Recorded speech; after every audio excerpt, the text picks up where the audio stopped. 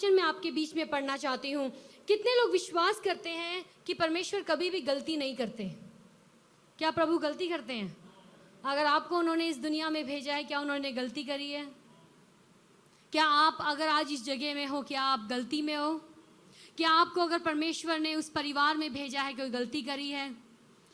परमेश्वर कभी भी गलती नहीं करते हैं, इंसान गलती कर देता है। परमेश्वर कभी भी गलती नहीं करते हैं। अगर उन्होंने आपको चुना है, प्रभु यीशु ने कहा तुमने मुझे नहीं चुना, मैंने तुम्हें चुना है। अगर प्रभु ने आपको चुना है, कोई गलती नहीं करी है, लेकिन प्रभु ने सोच समझकर सारी बातों को ध्यान देते हुए आपको चुना है, और आपको चुना है ताकि आप अच्छा फल लाओ और आपका फल बना रहे। आपको चुना है ताकि आप प्रभु के लिए एक अच्छी दौड़ दौड़ो। आपको चुना है ताकि आप भलाई के कामों को करो। हालेलुया। आपको चुना है ताकि आप अपनी महिमा से परमेश्वर की महिमा करो, आप अपनी बातों से परमेश्वर की महिमा करो। आपके काम जब लोग देखें, प्रभु यीशु मसीह ने कहा जब लोग तुम्हारे भले भले कामों को देखेंगे तो जो पिता तुम्हारा स्वर्ग में है वो लोग उन पिता की यानी कि परमेश्वर पिता की बड़ाई करेंगे। परमेश्वर ने आपको चुना है, परमेश्वर ने आपको बुलाया है, और वो कभी भी गलती नहीं करते हैं। जब प्रभु आपको कुछ करने के लिए कहते हैं वो गलती नहीं करते हैं। इंसान को लगता होगा प्रभु ये मेरे लिए बहुत मुश्किल है, आप क्यों मुझे कह रहे हो? जब परमेश्वर ने अब्राहम को बुलाया, परमेश्वर ने क्या गलती करी थी? आपको लगता है प्रभु गलती करेंगे? परमेश्वर ने गलती नहीं करी। जब परमेश्वर ने मूसा को चुना, परमेश्वर ने गलती नहीं करी। मूसा को लगता होगा मैं कैसे छुड़ाऊंगा, लेकिन जैसे वचन में लिखा है ना तो बल से है ना हमारी शक्ति से है, लेकिन परमेश्वर की आत्मा के द्वारा सब कुछ संभव है। इसीलिए हम सब के लिए, जब हम प्रभु के लोग हैं, हमारे लिए बहुत जरूरी है हम आत्मा की अगुवाई में चलें। हालेलुया। आत्मा की अगुवाई में चलना हमारे लिए बहुत बहुत बहुत जरूरी है। केवल दुनिया की बातें नहीं सुनना, लेकिन आत्मा की अगुवाई में चलना। एक समय था, हो सकता है मूसा लोगों की बातें सुनता हो, लेकिन एक समय था जब वो प्रभु के साथ समय बिताता था, प्रभु की आवाज को सुना। गिदियोन नामक व्यक्ति के बारे में बाइबल में न्यायों की किताब में लिखा है। और जब ये एक इजरायली था और इन लोगों के ऊपर जब मिगानियों ने यानी कि दुश्मनों ने उनके ऊपर हमला किया, सब ध्यान से सुने, ये कुछ चीजें बटोर रहा था, छुपा रहा था, राशन छुपा रहा था, अनाज छुपा रहा था, ताकि जो दुश्मन है आकर मिगानी लोग इनकी चीजों को लेके ना चले जाएं। और जब ये छुपा रहा था उस समय परमेश्वर का दूत आता है और वो कहता है गिदोन तू तो एक शूरवीर सूरमा है। क्या परमेश्वर ने अपने दूत को भेजकर गलती करी थी? क्या दूत को लगा था वो गलत जगह पर आ गया? गिदोन ने सोचा होगा ये कैसे हो सकता है। उसने अपनी ओर देखा, उसने अपने हालातों को देखा, उसने ये देखा कि दुश्मनों ने हम पे हमला कर दिया है, उसने ये देखा दुश्मन हमारा सब कुछ लेके जा रहे हैं। हो सकता है आज कुछ लोग ऐसे हो जो अपने हालातों को और अपनी ओर देखते हो, लेकिन याद रखें परमेश्वर आपकी ओर देखते हैं और परमेश्वर आपके लिए मदद भेजते हैं। उन्होंने गिदयोन से बात करने के लिए अपने दूत को भेजा। आज प्रभु परमेश्वर अपने आत्मा के द्वारा बात करते हैं। जब हमें समय समय पर जरूरत होती है वो अपने वचनों के द्वारा बात करते हैं। जैसे वचन में लिखा है प्रकाशित वाक्य में, परमेश्वर का आत्मा कलीसिया से बात करता है, जिसके कान हो वो सुन ले। परमेश्वर का आत्मा बात करता है, लेकिन समस्या है क्या हम सुनते हैं? समस्या है क्या हम अपने कानों को उसकी ओर लगाते हैं? गिदोन को परमेश्वर के दूत ने कहा, अगर आज के शब्दों में अगर कहें, क्या जो दूत था उसने कहा तू तो शूरवीर सूरमा है। और गिदोन क्या कर रहा है? वो व्यक्ति क्या कर रहा है? शैतान दुश्मन से छुपा हुआ है, वो छुप रहा है, लेकिन दूत आकर कहता है गिदोन तू तो शूरवीर सूरमा है, तू अपने आप को अपनी निगाहों से देखना बंद कर। अगर तुझे परमेश्वर ने बुलाया है, अगर मैं वो स्वर्गदूत हूं, बाइबल में लिखा है जो स्वर्गदूत हैं परमेश्वर का चेहरा निहारते हैं। ये परमेश्वर की हुजूरी में खड़े होते हैं और वेट करते हैं, क्योंकि बाइबल में अलग अलग स्वर्गदूतों के बारे में लिखा है, तो इनकी भी अलग अलग कैटेगरी है। कुछ हैं जो संदेश पहुंचाते हैं, तो उसने दूत ने सोचा होगा अरे मैं तो वो हूं जो परमेश्वर के सामने खड़ा होता हूं और मैं परमेश्वर का संदेश लेकर गिदोन के पास आया हूं। लेकिन गिदोन क्या कर रहा है? वो अपनी ओर देख रहा है, वो अपनी चीजों को छुपाने की कोशिश कर रहा है। दुश्मन उसको कहीं खत्म ना कर दे, लेकिन वो भूल गया वो था जिसका परमेश्वर के साथ एक वायदा था। आज आपके साथ परमेश्वर का वायदा है। हो सकता है कुछ समय के हालातों को देखकर आपको लगता हो प्रभु वो वायदे कहाँ गए। गिदोन ने भी कहा अगर प्रभु हमारे साथ है, दुश्मन हमारी ओर क्यों चढ़ा आता है। हो सकता है आपके अंदर भी आता हो, प्रभु अगर आप हैं तो क्यों नहीं काम बन रहा, अगर आप हैं तो क्यों डिले हो रहा है। लेकिन मैं आपको बता दूं, हमारे परमेश्वर ना तो सोते हैं ना ऊँगते हैं, लेकिन वचन कहता है वो हमेशा अपने लोगों की ओर अपनी निगाहों को और अपने कानों को लगा के रखते हैं। Hallelujah, hallelujah.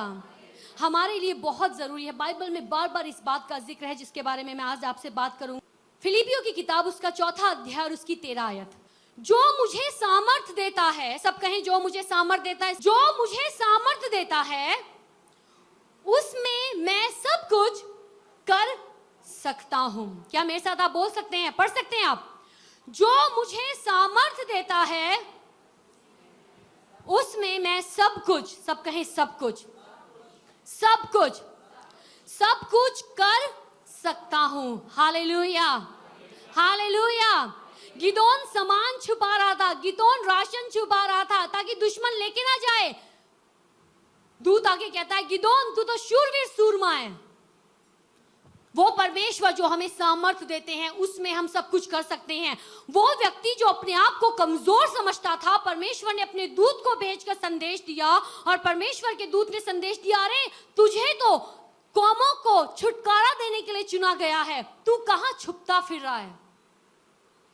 आज बहुत लोग छुपते फिर रहे हैं कई चीजों से। आज बहुत लोग कई चीजों के दबाव में हैं।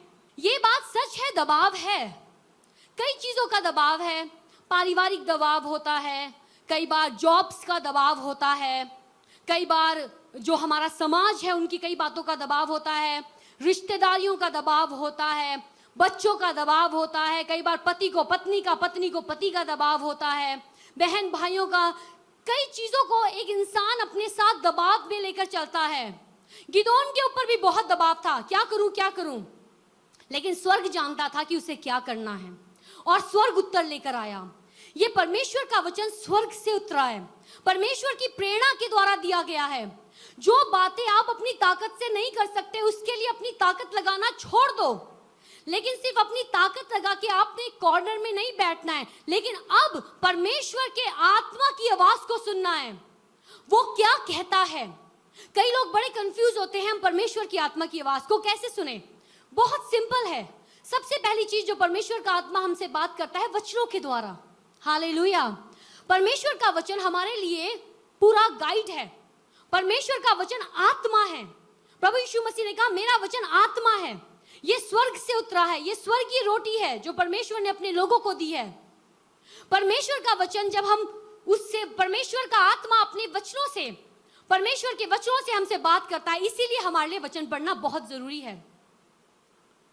परमेश्वर का आत्मा कई बार अगुवों के थ्रू बात करता है, कई बार लोगों के थ्रू बात करता है, कई बार परिस्थितियों के थ्रू बात करता है, कई बार वो हमसे साफ क्लियर हम उसकी आवाज को सुन सकते हैं। लेकिन परमेश्वर का आत्मा कभी भी वो बात नहीं करता जो परमेश्वर के वचन के उल्टा जाता है। सो इस बात का ध्यान रखना है। तो परमेश्वर का वचन सब बातों को क्लियर करता है। यहाँ पर लिखा है जो तुम मुझे सामर्थ देता है उसमें मैं सब कुछ कर सकता हूँ। सब कुछ का मतलब सब कुछ। आज मैं आपसे कहना चाहती हूँ, आपको लगता होगा कई चीजें आपके इर्द गिर्द दबाव लाती हैं, लेकिन जब आप आत्मा की अगुवाई में चलते हो आपके लिए सब कुछ मुमकिन है। Hallelujah, hallelujah. हनोक के बारे में हम बाइबल में पढ़ते हैं, वचन में लिखा है वो परमेश्वर के साथ चला, वो परमेश्वर के साथ चला। हम क्या चुनाव करते हैं ये मायने रखता है। क्या चुनाव करते हैं। हनोक ने चुनाव किया मैं प्रभु के साथ चलूंगा, मूसा ने चुनाव किया मैं प्रभु के साथ चलूंगा, गिदोन ने भी बाद में चुनाव किया हाँ जो प्रभु मुझे कहते हैं वो मैं करूंगा। अब्राहम ने चुनाव किया, इतने दबाव के बावजूद भी जब परमेश्वर ने कहा सब कुछ छोड़, अपने पिता के घर को छोड़, अपने देश को छोड़, अपने रिश्तेदारों को छोड़ और वहां चल जहां का वायदा मैं तुझे दिखाऊंगा तुझे कहां जाना है। बहुत दबाव था, लेकिन उसने उस दबाव में भी वो किया जो प्रभु ने उससे करने के लिए कहा। चुनाव हमारा क्या है। चुनाव आपके सामने है। परमेश्वर कभी भी आपसे जोर जबरदस्ती नहीं करेंगे। आपने चुनाव करना है, आपने आत्मा की अगुवाई अगुवाई में चलना है या आपने शरीर की अगुवाई में चलना है? एक व्यक्ति जिसने परमेश्वर का आत्मा पाया है, उसके लिए बहुत जरूरी है वो आत्मा की अगुवाई में चले। क्योंकि अगर आत्मा की अगुवाई में नहीं चल रहे हैं, ये जानते हुए कि प्रभु का आत्मा मेरे अंदर है, प्रभु मुझे अगुवाई कर रहे हैं, फिर भी शारीरिक चीजों की ओर भागते हैं, वो लोग अपनी जिंदगी में परमेश्वर के उद्देश्यों को पूरा नहीं कर पाते हैं, वो अपनी दौड़ को पूरा नहीं कर पाते हैं। हालेलुया। एक वचन में हम जाएंगे, रोमियो, book of Romans chapter 8 verse 1। सब गौर से सुने। अब जो मसीह यीशु में है, कितने लोग विश्वास करते हैं कि आप लोग मसीह यीशु में हैं? यहाँ लिखा है अब जो मसीह यीशु में है उन पर दंड की आज्ञा नहीं है। क्यों दंड की आज्ञा नहीं है? आगे वो लिखा है वचन में, क्योंकि वह शरीर के अनुसार नहीं वरन आत्मा के अनुसार चलते हैं। Hallelujah, hallelujah. अब जो मसीह यीशु में है उन पर दंड की आज्ञा नहीं, क्योंकि वह शरीर के अनुसार नहीं वरन आत्मा के अनुसार चलते हैं। तो जब हम प्रभु में हैं, हमारे लिए जरूरी है हम आत्मा की अगुवाई में चलें। और ये कब होता है? जब हम कंप्लीट पूरे तरीके से परमेश्वर की आत्मा की ओर झुकते हैं और परमेश्वर की आत्मा को बोलते हैं हमारी मदद करें, हर एक निर्णय लेने में, हर एक बातों को करने में, पारिवारिक चीजों में, सेवकाई में, प्रार्थना करने में, देने में, वचन बताने में, लोगों को वचन के बारे में बताने में, लोगों के लिए प्रार्थना करने, हर चीज में परमेश्वर का आत्मा हमारी अगुवाई करता है और हमारी मदद करता है। सो परमेश्वर की आत्मा के बगैर आप नहीं कर सकते हो। कुछ टाइम तक करोगे अपनी ताकत से, लेकिन कुछ टाइम के बाद लगेगा अरे सूख रहे हैं। लेकिन जैसे ही एक व्यक्ति सूखने लगता है, अब उसको क्या करना है? फिर से जाके अपने सोते से उस जीवन के जल को पीना है। हालेलुया। और वो सोता कौन है? प्रभु यीशु मसीह। जब आप प्रभु के साथ चलते हो, आपकी जिंदगी में कभी भी सूखापन नहीं आ सकता। हालेलुया। आपके पत्ते कभी भी मुरझाएंगे नहीं, आपके पत्ते कभी भी सूखेंगे नहीं, आपकी जड़ें कभी भी सूखेगी नहीं, आपका तना कभी भी सूखेगा नहीं, लेकिन आपकी टहनियों में अच्छे फल लगेंगे, यानी कि आपकी जिंदगियां फलवंत होगी। आपके पत्ते हमेशा लहलहाते रहेंगे, आपके पत्ते हमेशा हरे भरे रहेंगे और आपकी जो हर मौसम में आप अपनी जिंदगी में फलों को देखोगे। यहां पर लिखा है वो आत्मा के अनुसार चलते हैं, आत्मा के अनुसार। आगे मैं आयत पढ़ूंगी, 5वीं आयत पे हम जाएंगे। अब आगे वो कहता है क्योंकि शारीरिक व्यक्ति शरीर की बातों पर मन लगाते हैं। सो इसका मतलब लोग शारीरिक भी होते हैं। और आगे लिखा है परंतु आध्यात्मिक यानी कि स्पिरिचुअल लोग आत्मा की बातों पर मन लगाते हैं। अब एक आत्मिक व्यक्ति सिर्फ वो नहीं है जो सुबह बहुत जल्दी उठकर नहा धोकर बैठ जाता है, यहां पर वो बारे में बात नहीं की जा रही है। लेकिन एक आत्मिक व्यक्ति वो है जो, और हाँ, हो सकता है लोग समझते हो एक आत्मिक व्यक्ति वो है जो सारी चीजों को टाइम टू टाइम करता है, लेकिन एक आत्मिक व्यक्ति वो है जो परमेश्वर की आत्मा की अगुवाई में चलता है, जिसको पता है परमेश्वर का वचन क्या कहता है और वो ही करता है जो प्रभु उसको करने के लिए कहते हैं। सो आगे वो कहता है क्योंकि शारीरिक व्यक्ति शरीर की बातों पर मन लगाता है, परंतु आत्मिक व्यक्ति आत्मा की बातों पर मन लगाता है। शरीर पर मन लगाना तो मृत्यु है। क्या कहता है वचन? शरीर पर मन लगाना तो मृत्यु है। जब आप प्रभु के साथ समय बिताते हो, जब आप परमेश्वर के वचन को पढ़ते हो, परमेश्वर का वचन आपको एक क्लियर लाइन खींचता है। किस चीज में? आत्मिक बातों में और शारीरिक बातों में। जब आप प्रभु का वचन पढ़ते हो और जब आप वचन को सुनते हो और कोई व्यक्ति आपको आकर कुछ बात कहता है, आप जल्दी से उस बात को फिल्टर करते हो। और अगर आप नहीं करते हो, प्रभु से कहो प्रभु मुझको फिल्टर वाले कान दें ताकि मैं फिल्टर कर सकूं ये शारीरिक चीजें हैं या ये परमेश्वर की चीजें हैं। आगे वचन में हम जाएंगे क्योंकि शरीर पर मन लगाना तो परमेश्वर से बैर रखना है। सो जो व्यक्ति शारीरिक चीजों पर मन लगाता है वो मृत्यु में चलता है, लेकिन जो आत्मिक चीजों में मन लगाता है वो जीवन में चलता है। हालेलुया।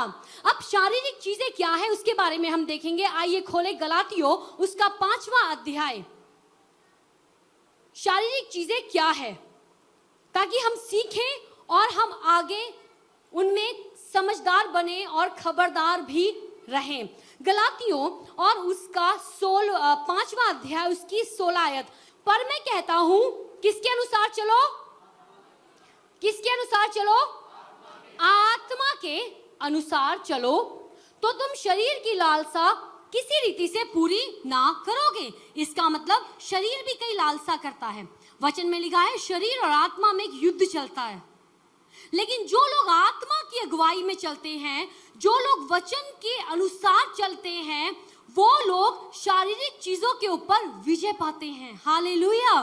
वचन में लिखा है आत्मा के अनुसार चलो तो तुम शारीरिक अभिलाषाओं को किसी भी रीति से पूरा नहीं करोगे, क्योंकि ये शरीर आकर अपनी मनमानी करता है। परमेश्वर ने हमें शरीर दिया, धन्यवाद। जब तक ये शरीर है तब तक हम लीगली तौर पर यानी कि कानूनी तौर पर इस धरती पे हैं। जैसे ही शरीर का हुआ काम खत्म, स्पिरिट को कोई भी कानूनी अधिकार नहीं है कि वो इस धरती पर घूमे। सो कई बार लोग कहते हैं हाँ जी, जब किसी की डेथ हो जाती है लोग कहते हैं जी वो यहाँ घूम फिर रहे हैं। कोई यहाँ घूम फिर नहीं रहा है, क्योंकि जैसे ही शरीर खत्म हुआ अब आत्मा को बिल्कुल भी आज्ञा नहीं है कि वो इस धरती पर रहे, और सीधे जहां पहुंचना हो आत्मा वहां पे पहुंच जाता है। सो जब किसी की डेथ होती है ये बिल्कुल भी नहीं है, क्योंकि वचन में ऐसा कुछ भी नहीं लिखा है कि वो व्यक्ति धरती पर मंडराता है और उसके जो रिश्तेदार हैं या घर के लोग हैं उनको देखते हैं, ऐसा कुछ भी नहीं है। हाँ, अगर हम अपने दिलों को खोलेंगे और कहेंगे नहीं नहीं नहीं वापिस आ जाओ, वापिस आ जाओ, वापिस आ जाओ, वो व्यक्ति तो वापिस नहीं आएगा, लेकिन दुष्ट आत्मा उस व्यक्ति का चेहरा बनाकर हो सकता है प्रकट हो जाए और लोग कहें अरे अरे अरे हमारे रिश्तेदार, अरे हमने देखा वो वापिस आ गए। ऐसी ही घटना एक हमारे परिवार में हुई, और कई बार मेरे जो पति है पास्टर विक्रम, उन्होंने भी बताया होगा। जब एक हमारे रिश्तेदार उनकी डेथ हो गई और जो छोटी बेटी थी वो बड़ी अटैच थी माँ के साथ, और वो जब मम्मी की डेथ हुई उसको बहुत सदमा लगा और वो कहती थी मम्मी वापिस आ जाओ, मम्मी वापिस आ जाओ, मम्मी वापिस आ जाओ। कुछ दिन तक उसने ऐसा करा और कमरे में बंद बैठी रहती थी। एक दिन बाहर दौड़ कर आई, कहती मम्मी वापिस आ गई है, मैंने मम्मी को देखा है, और वापिस ही नहीं आई, लेकिन जो बीमारियां मम्मी को थी अब सेम बेटी को भी सेम बीमारियां रहने लगी। सो क्या हुआ, क्योंकि अपने स्पिरिट को खोल दिया। याद रखो हम स्पिरिट हैं, इंसान आत्मा है। तभी वचन कहता है आत्मा की अगुवाई में चलो तो तुम शारीरिक अभिलाषाओं को किसी भी रीति से पूरा नहीं करोगे।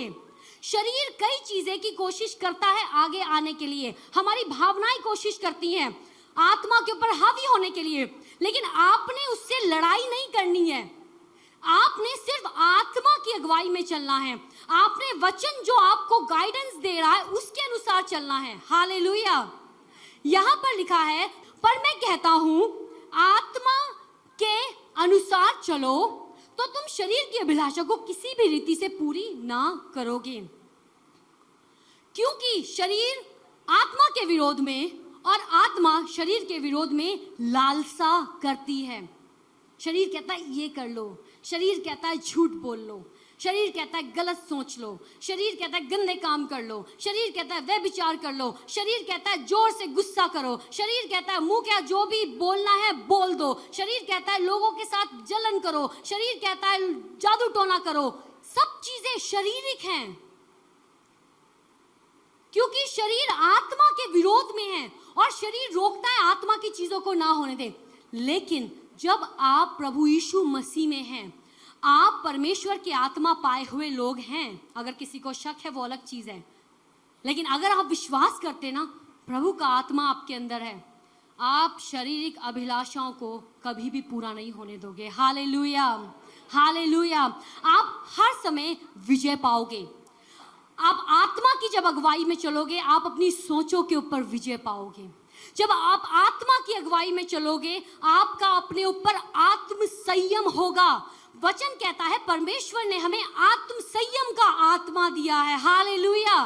परमेश्वर ने हमें वो आत्मा नहीं दिया जिसके द्वारा हम दूसरों को कंट्रोल करें, लेकिन परमेश्वर ने हमें आत्मा दिया है ताकि हम आत्म संयम दिखाएं। वचन में लिखा है वो व्यक्ति जो अपने ऊपर आत्म संयम रखता है वो एक ऐसा व्यक्ति जिसने अपने ऊपर आत्म संयम नहीं रखा, वो वैसा है जैसे एक नगर है लेकिन उसके इर्द गिर्द दीवार नहीं है। अगर इस कंपाउंड में दीवार ना हो बाहर की, क्या होगा? कोई भी कुत्ता अंदर आ जाएगा, कोई भी गाय अंदर आ जाएगी, कोई भी चीज अंदर आ जाएगी, कोई भी अंदर आ जाएगा, हमें क्या पता। लेकिन एक दीवार बनाई किस चीज के लिए? सुरक्षा के लिए। एक गेट बनाया है जिसे टाइम टू टाइम बंद करना पड़ता है, किसके लिए? सुरक्षा के लिए। हालेलुया। सो एक व्यक्ति जो अपने ऊपर संयम नहीं रख पाता है, वो वैसा है जिसके इर्द गिर्द कोई दीवार नहीं है। और ये आत्म संयम चुपचाप कॉर्नर में बैठ के नहीं मिलता है, ये आत्म संयम मिलता है परमेश्वर की आत्मा के द्वारा। हालेलुया। क्योंकि ये परमेश्वर के आत्मा का फल है। और जब परमेश्वर का आत्मा आपके अंदर है, वो आत्मा जिसने प्रभु यीशु मसीह को मुर्दों में से जिलाया, वो आत्मा आपको भी बल देता है ताकि आप हर एक चीज के ऊपर विजय प्राप्त कर सको। आमीन, आमीन। आप अपने डर के ऊपर विजय प्राप्त कर सको, आप अपने गुस्से के ऊपर विजय प्राप्त कर सको, आप अविश्वास के ऊपर विजय प्राप्त कर सको, आप किसी भी तरीके के झगड़े के ऊपर विजय प्राप्त कर सको, आप किसी को ना क्षमा कर पा रहे हो लेकिन उसके ऊपर भी विजय प्राप्त कर सको, आप लोगों को बद्दुआएं देने के ऊपर विजय प्राप्त कर सको। कई चीजें शारीरिक जो है उसके ऊपर आपको आत्मा दिया गया है ताकि आप विजय प्राप्त कर सको। हालेलुया। यह आत्मा सिर्फ आप हमें इसलिए नहीं दिया गया है हम इसको महसूस करें, लेकिन यह आत्मा हमें दिया गया है ताकि हम जयवंत जीवन जिए और जो प्रभु ने हमें करने के लिए बुलाया है उस काम को हम पूरा करने पाएं। क्योंकि शरीर आत्मा के विरोध में और आत्मा शरीर के विरोध में लालसा करता है। शरीर की भी लालसाएं हैं, लेकिन पौलुस कहते हैं मैं अपने जिस्म को डिसिप्लिन करता हूं। Hallelujah, hallelujah. वचन में लिखा है याकूब की पत्री में, जो इंसान है ना उसने बड़े बड़े जानवरों को अपनी उंगली पर, अगर मैं अपने शब्दों में कहूं, बड़े बड़े जानवरों को कंट्रोल किया है कि नहीं किया है? आपने देखा होगा जब रिंग मास्टर शेर को जब सिखाता है और शेर उसके एक इशारे को समझता है और उसी के इशारे पर वो चलता है। इंसान चांद पे पहुंच गया है, इंसान कई अब प्लैनेट्स में जाने की तैयारी कर रहा है, इंसान बड़े बड़े कामों को करने की तैयारी कर रहा है, बड़ी बड़ी बिल्डिंग को इंसान बनाता है, बड़े बड़े जहाज़ों को इंसान कंट्रोल करता है, टेक्नोलॉजी को इंसान कंट्रोल करता है, बड़े बड़े किंगडम्स को, बड़ी बड़ी देशों को इंसान संभालता है। लेकिन वचन में लिखा है, लेकिन जुबान पर कंट्रोल, यानी कि ये जुबान किसका हिस्सा? आत्मा का। जुबान किसका हिस्सा है? शरीर का हिस्सा है। और वचन कहता है ये तो नरक की आग है, ये तो जंगल में आग लगा देती है। इसको कंट्रोल करता है परमेश्वर का आत्मा जब हमारी मदद करता है। Hallelujah, hallelujah, hallelujah. सो इंसान लालसा, शरीर लालसा करता है, जीभ कहेगी बोल दूं, फट से जवाब दे दूं, कुछ भी उल्टा पुल्टा बोल दूं, दिमाग कहेगा कुछ भी उल्टा पुल्टा सोच लो, हाथ कहेगा एकदम से उठ के किसी को लगा दो, दिल कहेगा जो भावनाएं उमड़ रही हैं बस उसको बाहर आने दो।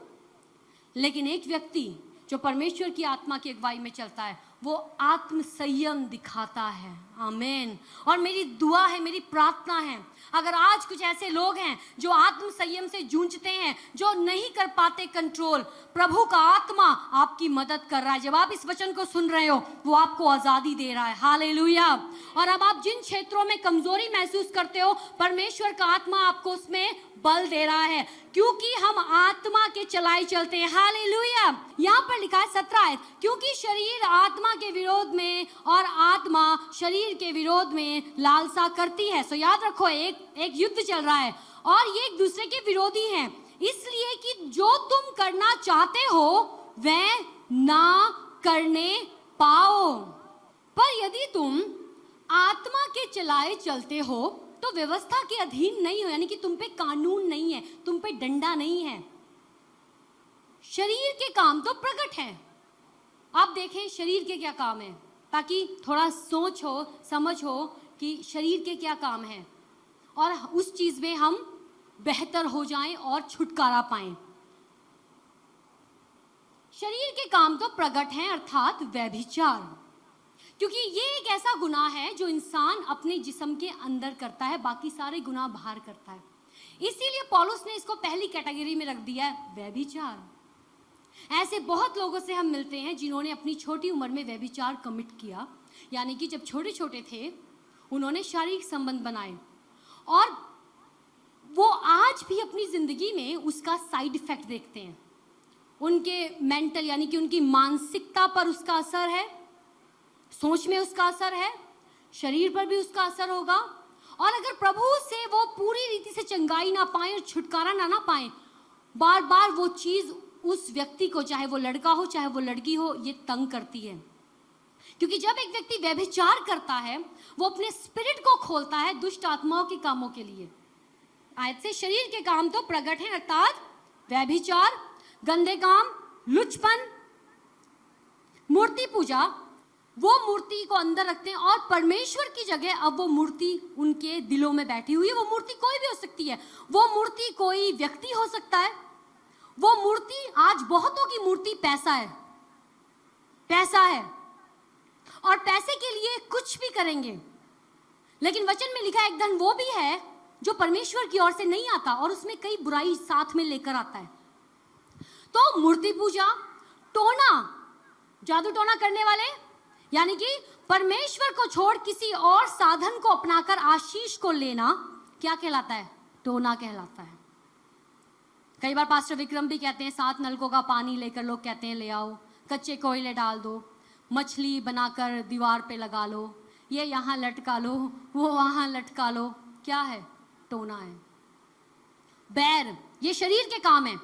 बैर रखना, झगड़ा मचाना, छोटी छोटी बातों में झगड़े के लिए तैयार रहना।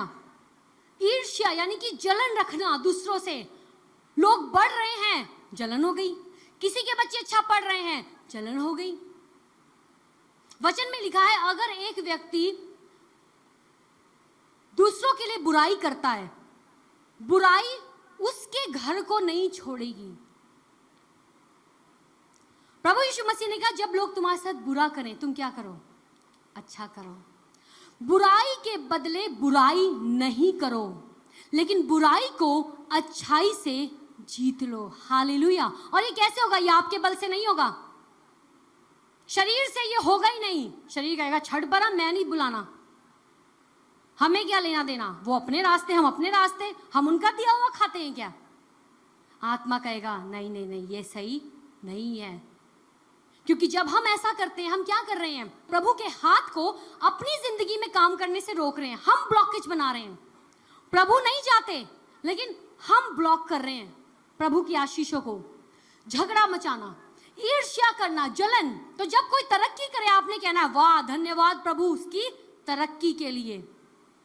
क्रोध करने वाले, विरोध करने वाला, फूट मचाने वाला, आगे फूट मचाने वाले। कई लोगों को आदत होती है वो लोगों के बीच में फूट डालते रहते हैं। यहां की बात वहां कर देंगे, वहां की बात यहां कर देंगे, और दोनों तरफ अच्छे बन जाएंगे, दोनों तरफ से फेवर लेंगे। लेकिन क्या कर रहे हैं? यहां की बात वहां कर रहे हैं, वहां की बात यहां कर रहे हैं।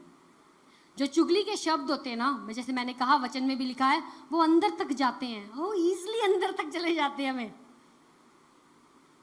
सो इन चीजों से हम बचे। ये क्या है? शारीरिक। कौन से काम है ये? शारीरिक काम है। और ये आत्मिक जिंदगी में बढ़ने में ब्लॉकेज आता है, 100% ब्लॉकेज हो जाएगा। हम बढ़ नहीं पाएंगे, हम प्रभु के नजरिए को समझ नहीं पाएंगे, प्रभु की चीजों को हम क्योंकि हमने अपना दायरा ही वो बना लिया है। फूट डालते हैं, विधर्म करते हैं, डाहा, मतवालापन है, लीला क्रीड़ा है, और इनके ऐसे और भी काम है जिनके विषय में मैं पहले से कह चुका हूं। सो प्रभु का वचन क्या कह रहा है? ये सब काम क्या है? शारीरिक है। सो जब आप प्रभु के लोग और आपके सामने कोई ऐसी चीजें करता है, क्या काम कर रहा है? वो शारीरिक काम है। कौन से काम है? शारीरिक काम है। रोमियो की पत्री, रोमियो जिसमें हम पहले थे, उसका 8वां अध्याय और उसकी कुछ आयतों को पढ़ के हम आगे बढ़ेंगे। क्योंकि शारीरिक व्यक्ति शरीर की बातों पर मन लगाते हैं। सो उनका मन कहाँ लगता है? शरीर की बातों पर। जहां शारीरिक बातें होंगी बड़ी खुशी हो जाएगी, लेकिन हमने अपना मन कहाँ लगाना है? आत्मिक बातों पर। यदि उसी का आत्मा यानी कि परमेश्वर का आत्मा जिसने यीशु को मरे हुए में से जिलाया, सो प्रभु यीशु मसीह को मरे हुए में से किसने जिलाया? परमेश्वर के आत्मा ने। वो आत्मा आज कहाँ है? कहाँ पे है वो स्वर्ग में है, पड़ोसियों के घर में है, कलीसिया में है? कहाँ है वो आत्मा? लगता है शक है कईयों को। कहाँ पे है वो आत्मा? आपके अंदर है। सो अब वो आत्मा आपके अंदर बैठ के क्या कर रहा है? आगे बढ़ेंगे। जो तुम में बसा हुआ है, तो जिसने मसीह को मरे हुए में से जिलाया, वह तुम्हारी नश्वर देहों को, यानी कि जो जिस्म है मॉर्टल, यानी कि ये एक दिन खत्म हो जाएगा, ये समय के साथ साथ ढलता है, नश्वर देहों को अपने आत्मा के द्वारा जो तुम में बसा है जिलाएगा। सो ऑब्वियसली जब हम मर जाएंगे, जब प्रभु यीशु मसीह आएंगे, एक पुनरुत्थान तब होगा। लेकिन अगर आज हम इसको आज समझें, हमारा जिस्म कई चीजों में मुर्दा है, कई चीजों में इसको समझ नहीं आता है, लेकिन परमेश्वर का आत्मा जो आपके अंदर है वो आपको सिखाता है, वो आपको जिलाता है, वो आपको बढ़ाता है, ताकि आप हर एक शारीरिक कामों के ऊपर विजय को पा सको। हालेलुया। जब गलत सोच आती है उसके ऊपर विजय पा सको, जब कोई गुस्सा दिलाता है उसके ऊपर विजय पा सको, जब दिल करता है मुंह से गलत शब्द निकाल लो, उस पर भी विजय पा सको। वचन कहता है एक इंसान अपने मुंह के शब्द से पकड़ा जाता है, मुंह के शब्द से। आगे 12 आयत। इसलिए हे भाइयों और हे बहनों, हम शरीर के कर्जदार नहीं हैं कि शरीर के अनुसार दिन काटें, क्योंकि शरीर क्या लेकर आता है? मौत। जब एक व्यक्ति इन चीजों में चलता है जिसके बारे में हमने गलातियों में पढ़ा था, 100% वो मौत में चलता है, वो आत्मा की अगुवाई में नहीं चल सकता है, क्योंकि कहीं ना कहीं उसने अपनी जिंदगियों को दुष्ट आत्मा के लिए खोल दिया है। लेकिन धन्यवाद प्रभु यीशु मसीह का कि उन्होंने हमें अपने आत्मा को दिया है। आमीन।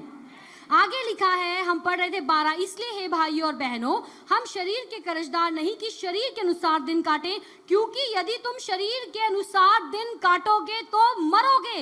यदि आत्मा से देह की क्रियाओं को मारोगे, आत्मा से, परमेश्वर की आत्मा से शरीर की जो क्रियाएं हैं, शरीर की जो अभिलाषाएं हैं, जैसे पौलुस कहता है मैं रोज अपने शरीर को मारता और कूटता हूं और इसको मैं अनुशासन में लेकर आता हूं। वो कहता है फिर क्या पाओगे? तुम जीवित रहोगे। इसलिए कि जितने लोग परमेश्वर के आत्मा के चलाए चलते हैं वे ही परमेश्वर के पुत्र हैं। हालेलुया। सिर्फ वो लोग जो परमेश्वर के आत्मा के चलाए चलते हैं वो परमेश्वर के पुत्र हैं। यूहन्ना 6:63 में लिखा है, आत्मा जीवनदायक है, शरीर से कुछ लाभ नहीं है। इसका मतलब ये नहीं शरीर का ध्यान न रखो, ध्यान रखो, लेकिन आप समझो शरीर कई बार ऐसी अभिलाषाएं करता है, गुस्सा, ढा, हत्या, मतवालापन, व्यभिचार, लीड़ा कीड़ा, क्रोध, लेकिन शरीर से कुछ लाभ नहीं है। जो बातें मैंने तुमसे कही वह आत्मा है और जीवन भी है। जब आप प्रभु के आत्मा की अगुवाई में चलते हो, जब आप परमेश्वर की अगुवाई में चलते हो, आप शारीरिक अभिलाषाओं को पूरा नहीं करोगे। जब आपकी चीज़ों में शरीर की चीज़ें आएंगी ना आपके जिंदगी में, आप उनके ऊपर विजय पा सकते हो। यूसुफ के ऊपर भी ये आया जब औरत ने उसको उकसाया, लेकिन उसने आत्मा की अगुवाई में होकर उस लालसा के ऊपर विजय पाई। आज क्या चीजें आपको तंग करती हैं? कौन सी चीजें हैं जो आपको पीछे खींचती हैं? कौन सी चीजें हैं? क्योंकि शैतान हमेशा आपको पिछला याद दिलाता है। शैतान कहता है वो देख तू ऐसा था, देख तूने वो किया, देख तू ये करती थी। लेकिन परमेश्वर कहते हैं वो देखो जो मैंने अब तुम्हारे लिए कर दिया है, मैंने क्रूस पर तुम्हारे लिए सब कुछ पूरा कर दिया है। Hallelujah, hallelujah.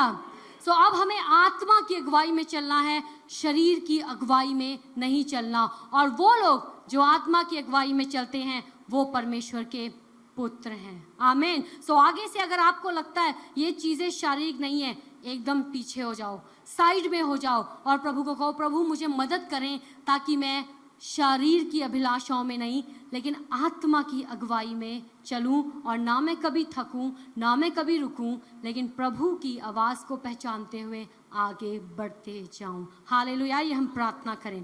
Thank you Lord, thank you Jesus. पिता, हम आपका धन्यवाद करते हैं आज के इस दिन के लिए। प्रभु धन्यवाद करते हैं, आप अच्छे हैं, आप भले हैं। और प्रभु जो आज का वचन बोला गया है, होने दे आपके लोग आत्मा की अगुवाई में चलें। मेरी प्रार्थना है प्रभु इनके आत्मिक कानों को खोलें, इनकी आत्मिक आंखों को खोलें, ये दुनिया की चीज़ों की ओर अपना मन ना लगाएं, लेकिन इस दुनिया में रहते हुए अपनी निगाहों को स्वर्गीय स्थानों की ओर लगा कर रखें, आपकी आवाज़ की ओर लगा कर रखें प्रभु, ताकि आपके लोग जयवंत हो जाएं, आपके लोग फलवंत हो जाएं और प्रभु आपके लोगों को किसी भी भली वस्तु की घटी ना होने पाए। प्रभु मैं धन्यवाद करती हूँ आज के इस समय के लिए। होने दे आपका वचन हर एक की जिंदगी में गहराई से काम करे प्रभु, हर कोई आप में मजबूत हो जाए और जड़ पकड़ता जाए और फलवंत हो जाए। सब बातों के लिए हम धन्यवाद करते हैं, यीशु मसीह के मीठे प्यारे नाम में हम प्रार्थना को मांगते हैं। आमीन, आमीन। तो कितने लोग आत्मा की अगुवाई में चलने के लिए तैयार हैं? निर्णय लें, अब से मैं आत्मा की अगुवाई में चलूंगा। जो शरीर कहता है वो नहीं, जो दिमाग कहता है वो नहीं, जो लोग कहते हैं वो नहीं, जो रिश्तेदार कहते हैं वो नहीं, जो मेरे अंदर सोच उठती है वो नहीं, लेकिन प्रभु केवल केवल आपकी अगुवाई। यीशु मसीह के नाम से, यीशु मसीह के नाम से मैं छुटकारा बोलती हूँ इस जिंदगी के ऊपर, इस जिंदगी के ऊपर छुटकारा बोलती हूँ प्रभु। नया बल, नई शक्ति, पवित्र आत्मा आप छू लें, पवित्र आत्मा आप छू लें, आप छू लें प्रभु जी। यीशु मसीह के नाम से हर अंधकार का काम खत्म हो, हर अंधकार का काम खत्म हो। इसी वक्त, इसी वक्त, इसी वक्त छुटकारा, इसी वक्त छुटकारा बोलती हूँ, इसी वक्त छुटकारा बोलती हूँ यीशु मसीह के नाम से। इसी वक्त इसे नया अभिषेक, नया अभिषेक, नया अभिषेक, नया अभिषेक यीशु मसीह के नाम से, यीशु मसीह के नाम से। हालेलुया। राबा शाता का राबा बाबा बाबा राबा से गेले। इसी वक्त पवित्र आत्मा आप छू लें, इसी वक्त प्रार्थना करें यीशु मसीह के नाम से, यीशु मसीह के नाम से छुटकारा बोलती हूँ इसी वक्त, इसी वक्त, इसी वक्त छुटकारा बोलती हूँ यीशु मसीह के नाम से।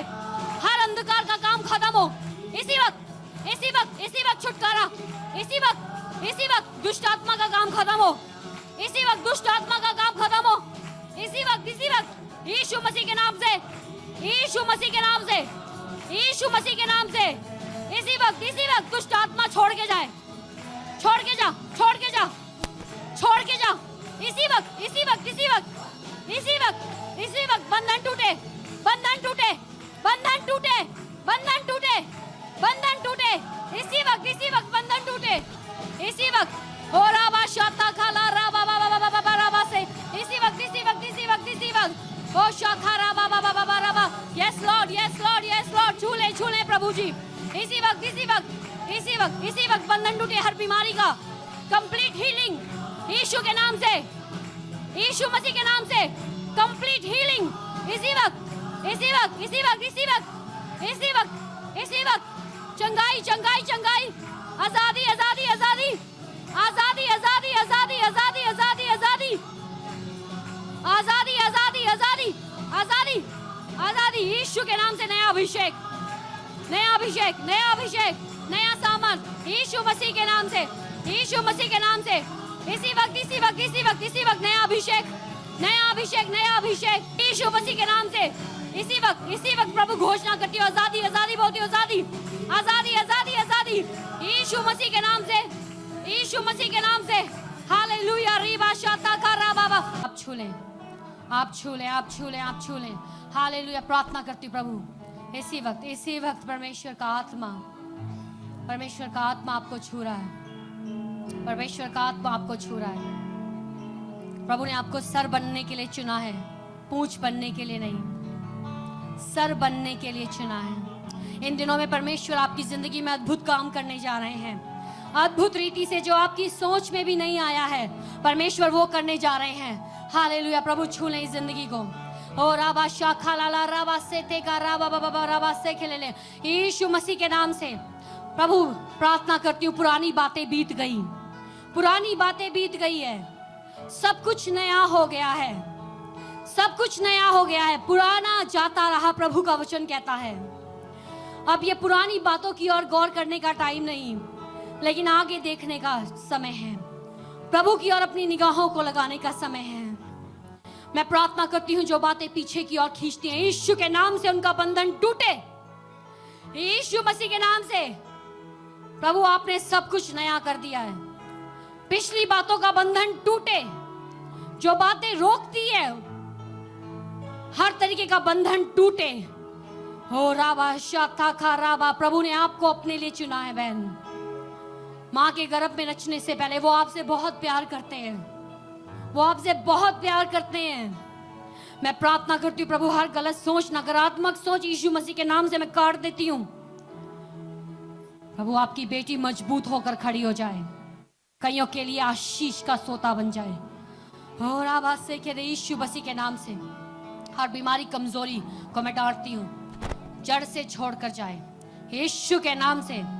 हर शैतान के काम को खत्म करते हैं जिंदगी के ऊपर। प्रभु छू ले अपनी बेटी को यीशु के नाम से। Yes lord, yes lord. ओ शाखा राबा, बंधन टूट गए, बंधन टूट गए, बंधन टूट गए, बंधन टूट गए। ओ शाखा राबा, नया काम, नया काम, नया काम, नया काम। आत्मा का सामर्थ, आत्मा का सामर्थ, आत्मा का सामर्थ। ओ शाखा राबा बाबा बाबा राबा। ओ हॉली स्पिरिट, हॉली स्पिरिट, पवित्र आत्मा, पवित्र आत्मा आप छू लें, पवित्र आत्मा आप छू लें, पवित्र आत्मा आप छू लें यीशु के नाम से, यीशु के नाम से, यीशु के नाम से। और नया बल, नया बल यीशु मसीह के नाम से। इसी वक्त, इसी वक्त, इसी वक्त अंधकार का हर बंधन टूटता है, हर दुष्ट आत्मा यीशु मसीह के नाम से छोड़कर जाए, यीशु मसीह के नाम से। इसी वक्त, इसी वक्त, इसी वक्त। ओ शाखा बाबा, यीशु मसीह के। प्रभु मैं आशीष देती हूँ आपकी बेटी को यीशु मसीह के नाम से। मेरी प्रार्थना प्रभु हर तरीके की तकलीफ इस जिस्म में खत्म हो जाए, पूरी रीति से हर तरीके की तकलीफ खत्म हो यीशु मसीह के नाम से, यीशु मसीह के नाम से। हर आंखों की समस्या खत्म हो जाए यीशु मसीह के नाम से, आंखों की समस्या खत्म हो जाए इसी वक्त, इसी वक्त, इसी वक्त। प्रभु आजादी बोलती हूँ, आजादी बोलती हूँ, आजादी बोलती हूँ जिंदगी के ऊपर।